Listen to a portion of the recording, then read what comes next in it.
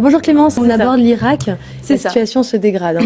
Oui, alors l'Irak a sans doute été en 2013 l'année la plus sanglante depuis 5 ans.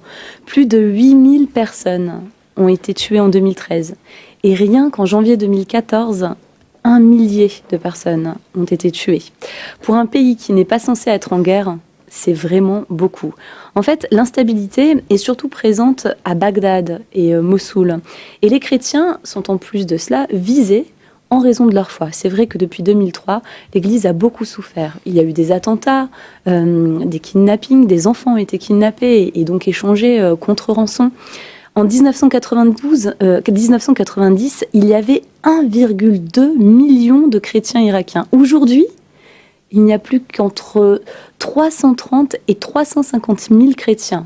Et si la tendance actuelle se poursuit, eh bien, on peut se demander combien ils seront en 2020.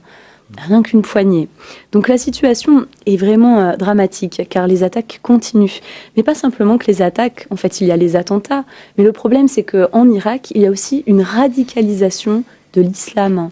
Ce qui signifie que, par exemple, des jeunes filles ont été brûlées à l'acide parce qu'elles refusaient de porter le voile dans leur université. Donc voilà vraiment un exemple concret de la radicalisation de cet islam. Certaines écoles de conduite ont même interdit aux filles d'apprendre à conduire une voiture. Donc c'est pas étonnant que les chrétiens cherchent à se réfugier dans d'autres pays. Mais même au sein de l'Irak, ils vont se réfugier donc au nord de l'Irak, dans la région autonome kurde qui s'appelle le Kurdistan, où c'est vrai ils peuvent obtenir davantage de liberté. Mais une liberté qui est quand même assez limitée. Déjà, ils sont bloqués parce qu'ils ne parlent pas la même langue que celle, enfin le kurde est différent de leur langue. Et en plus de ça, ils ne trouvent pas facilement du travail parce qu'ils sont chrétiens. Ils peuvent aussi avoir des menaces en raison de leur foi. Et récemment aussi, il y a eu des attentats dans le nord de l'Irak. Il devient très difficile pour les chrétiens de trouver une place où règne la sécurité en Irak. On a l'impression que tous les endroits peuvent être une source de danger. Pourtant, c'est vraiment important que l'Église reste en Irak, car les chrétiens sont vraiment un pont entre l'Occident et l'Orient. Il y a des pasteurs qui restent et ils mettent tout en œuvre pour pouvoir aider les chrétiens dans leur communauté.